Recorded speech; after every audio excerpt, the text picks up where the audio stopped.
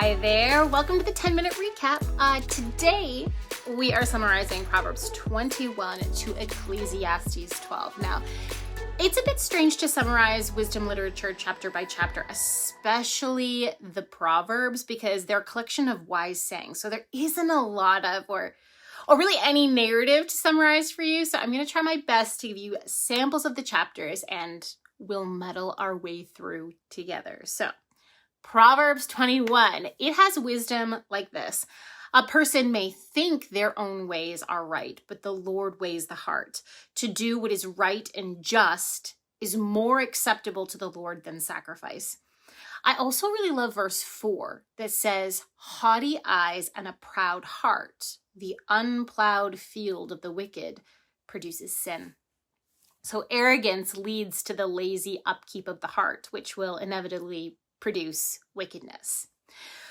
Proverbs 22 contains a lot of proverbs in the style that we've now become accustomed to reading in Proverbs, but about halfway through the chapter, a section is introduced called the 30 sayings of the wise. Now, saying 1 is an introduction to pay attention. Saying 2 is about protecting the poor. Saying 3 tells us not to be friends with a hot-tempered person because you might adopt their ways, which would then ensnare you. Saying 4 warns against debt. Saying 5 tells us not to move an ancient boundary stone set up by our ancestors. Saying 10 is about how skilled workers will advance in their field. And Proverbs 23 then continues the 30 sayings of the wise. So saying 7 tells us to watch ourselves when we dine with a ruler, to be careful not to crave his delicacies. Saying 8 tells us to not wear ourselves out for riches or trust in our own cleverness. Saying 9 tells us not to eat the food of a begrudging host because it's not worth the investment. Saying 10, don't speak to fools. 11, again, tells us not to move an ancient boundary stone, but this one is moving it to take advantage of someone who can't stand up for themselves. The proverb warns us that God is the defender of the defenderless, so look out. Saying 12 tells us to apply our hearts and ears to instruction and knowledge.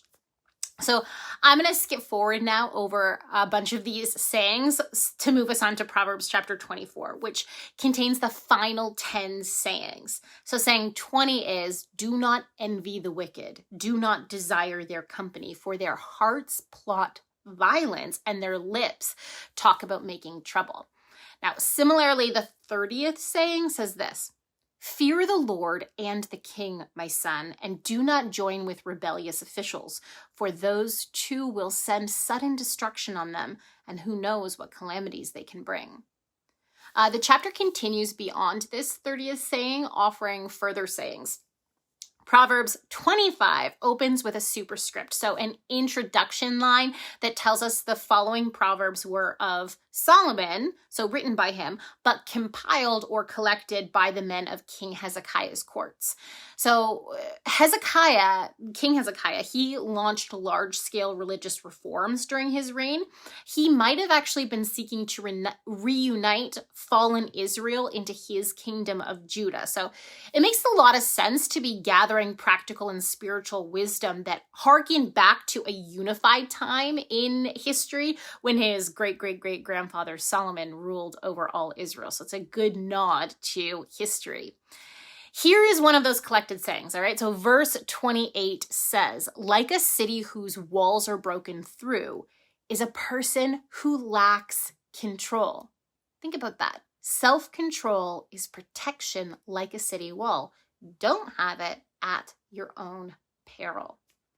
All right, Proverbs 26 seems to focus on different applications of the lack of wisdom. So there's sections on the fool, on the sluggard, and on the evil person who's pretending to be good. So verses 23 to 26 say this, like a coating of silver dross on earthenware are fervent lips with an evil heart. Enemies disguise themselves with their lips, but in their hearts they harbor deceit. Though their speech is charming, do not believe them, for 7 abominations fill their heart. Their malice may be concealed by deception, but their wickedness will be exposed. in the assembly. Okay, Proverbs 27 then moves back into advice. So verse 2 says, let someone else praise you and not your own mouth, an outsider and not your own lips. Or how about this nugget from verse 20 on human nature? It says this, death and destruction are never satisfied, and neither are human eyes. Knowing our nature is crucial to mitigating our behavior, isn't it? Now, a highlight from Proverbs 28 is, whoever conceals their sins does not prosper, but the one who confesses and renounces them finds mercy. Also, verse 26, those who trust in themselves are fools, but those who walk in wisdom are kept safe. It's a lot different than our cultural narrative, isn't it? Okay, Proverbs 29, some highlights are, fools give full vent to their rage, but the wise bring calm in the end. And this, where there is no revelation, people cast off restraint, but blessed is the one who heeds wisdom's instruction. Okay, Proverbs 30 contains the sayings of Agur to someone else, either a child or a disciple named Ithiel. Now, when you really break down the verses, there is a structure. There's an introduction where Agur confesses, and then there are several wisdom sayings, and then a conclusion that serves as a warning to Ithiel. Proverbs 31 contains the sayings of King Lemuel taught to him by his mother. And it seems to be a really practical chapter for kings or rulers. So there's advice for kings in how to live in order to rule well. Then there's a section about choosing a godly wife who's very much like wisdom herself. And this makes sense. The queen would affect much, especially as she grew to take the place of Queen Mother. All right, let's move on now to the book of Ecclesiastes. So Ecclesiastes is the English transliteration of the Greek word for teacher, based off of the Hebrew main character here called the teacher. So the teacher struggles to figure out if life has meaning or if it doesn't and what that is. And in the end, the teacher does come to the place where life has meaning, but only after this really long struggle with the reality of living in this imperfect, fallen world. So Ecclesiastes 1 establishes the burden of human life, which we all know. People work all day so that they can eat and sleep and then work all day again until they die. So what's the point? Nothing's new. Nothing will ever be new. Life is a burden. Sin can't be fixed. Even wisdom just adds to sorrow because you're forced to think about how everything is terrible. That's the gist of chapter 1.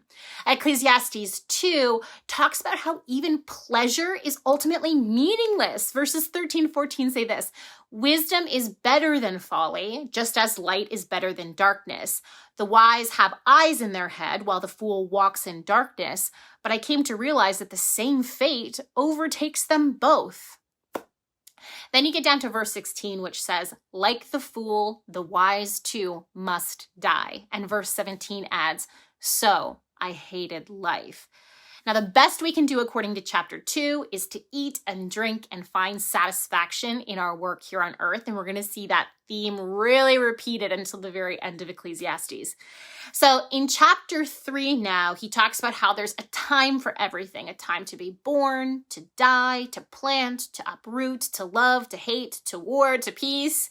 There's this order to creation that God has worked out, even though we can't see the reason behind it. We can't see the ultimate plan of God.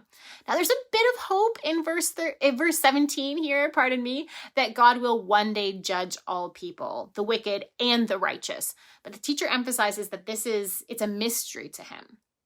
Ecclesiastes 4 discusses the teacher's struggle with all the evil oppression that goes on in the world and how human achievement is based on envy of one another. Therefore, even achievement is evil, he decides. He decides also that it's better to have friends and family so that you can pass on your work, but even still, you end up dying in the end. Ecclesiastes 5 is about fulfilling all your vows to God, being careful when you make them, because you're going to have to fulfill them, and staying away from sin. And then the chapter goes into a discussion on, again, the meaninglessness of human wealth. Very uplifting. Ecclesiastes 6 continues on to talk about how there are wealthy people who cannot enjoy their wealth and how that is a most evil fate. To the teacher, those people would be better off not even having been born.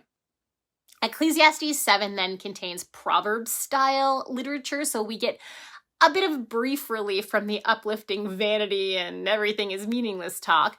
But instead, he talks about his determination to be wise and how he ultimately failed at that. Ecclesiastes 8 sees him wrestling with obeying an earthly king. Ecclesiastes 9 talks about our common human destiny, which he's mentioned before, and of course that's a physical death.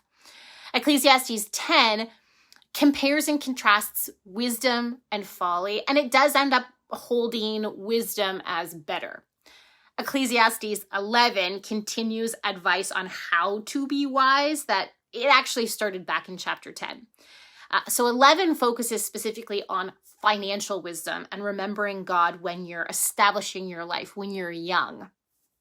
Finally, for today, and to close out the book of Ecclesiastes, Ecclesiastes 12 focuses on the path of the person who is chosen to honor God throughout their life from their youth.